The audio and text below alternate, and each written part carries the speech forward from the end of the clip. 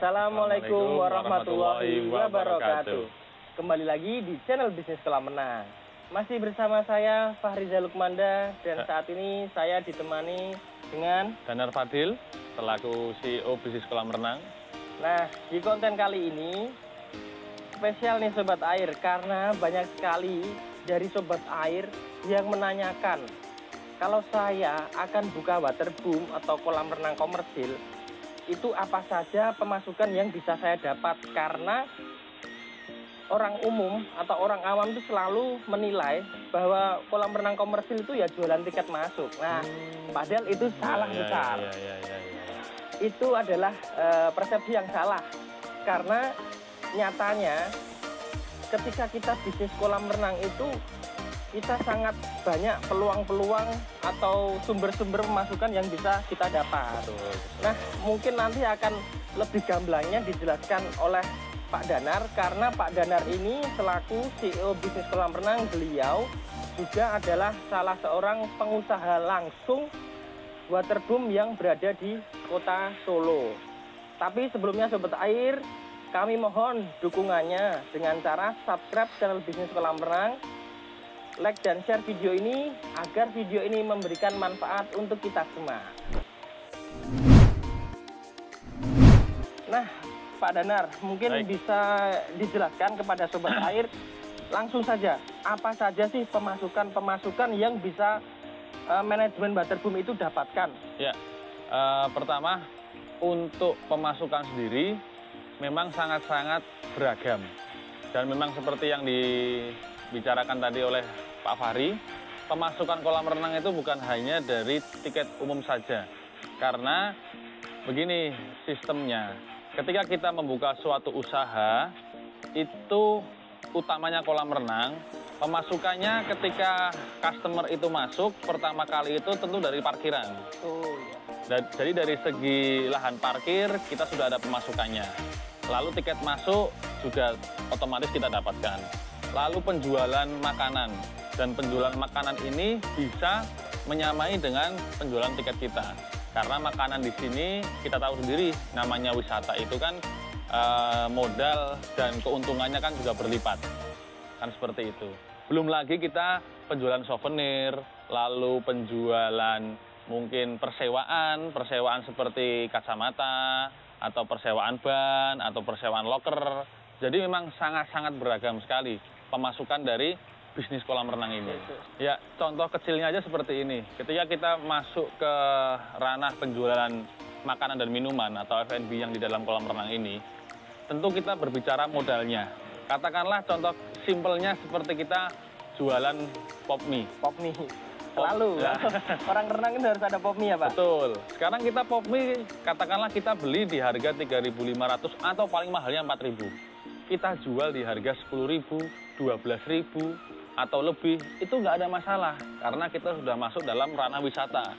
Beda dengan ranah mungkin di luar wisata, harganya harus mepet karena harus bersaing. Karena di sini ini satu kawasan yang kita sendiri yang jualan, kita yang menentukan harganya, dan customer pun juga dalam tanda kutip mau tidak mau harus beli.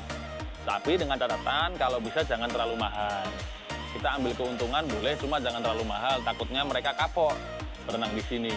Nah, kalau untuk contoh detailnya lagi, semisal mainan seperti souvenir kayak kacamata, mainan anak-anak, nah itu kan kita beli aja di harga Rp8.000 untuk kacamata.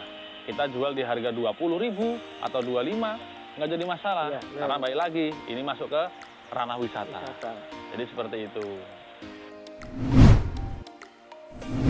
Setelah tadi Pak Danar jelaskan sumber-sumber apa saja, nah pasti akan timbul pertanyaan, bagaimana cara mengamankan dan cara memaksimalkan pendapatan-pendapatan yang akan diterima waterboom tadi Pak Danar? Oh baik, jadi untuk yang pertama, untuk memaksimalkan dulu ya. Untuk memaksimalkan pendapatan di luar daripada tiket, kita harus benar-benar cermat. Dalam artian cermat di sini, penentuan tempat ataupun side plan awalnya. Utamanya masalah ruang tunggu. Karena kita berbicara kalau kolam renang ini kan biasanya kan ruang tunggu menyebar di seluruh sisi kolam. Kalau bisa kita usahakan supaya ruang tunggu itu jadi satu. Di salah satu sisi kolam saja. Sehingga masyarakat ataupun pengunjung yang datang ke kolam renang ini berkumpul jadi satu. Nah, lalu ketika sudah berkumpul jadi satu ini, baru kita buka stand seperti kantin, stand souvenir di dekat pengunjung. Nah, itu yang jadi utamanya untuk meningkatkan dari segi pendapatannya kita. Karena kalau sudah kita buat ruang tunggu menyebar di seluruh sisi kolam, otomatis orang atau pengunjung yang jauh melihat kantin yang jauh pun mereka malas untuk beli. Tapi kalau dekat, mencium baunya aja, katakanlah ada yang bikin gorengan atau bikin pop mie, anak-anak pun langsung mau seperti itu.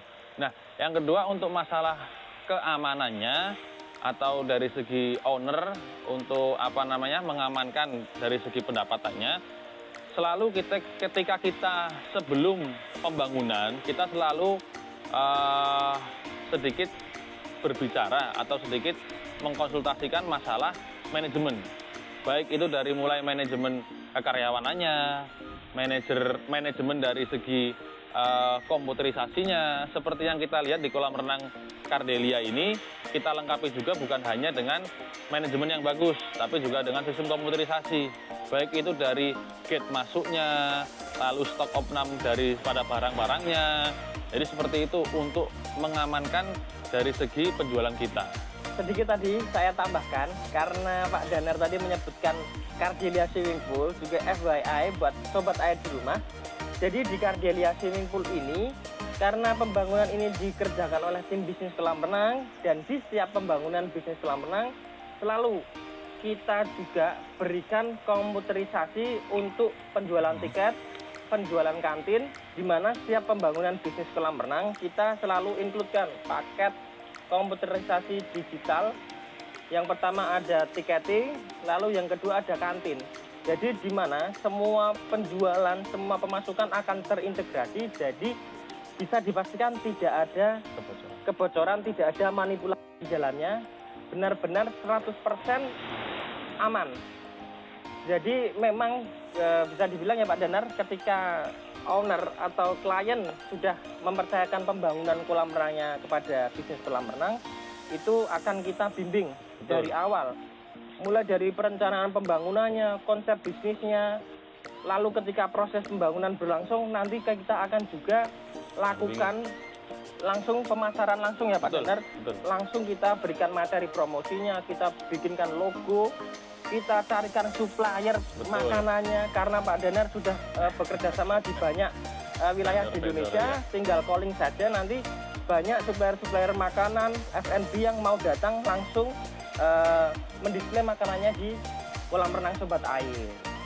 Jadi memang bisnis kolam renang ini adalah bisnis yang bisa dilakukan semua orang tanpa terkecuali, tanpa skill khusus, karena dengan bantuan bisnis kolam renang Sobat Air itu tidak perlu yang namanya repot, harus mencari A, B, C, D, mau grand opening harus mencari ini, membuat ini. Itu tidak akan terjadi apabila Sobat Air menggunakan jasa bisnis kolam renang.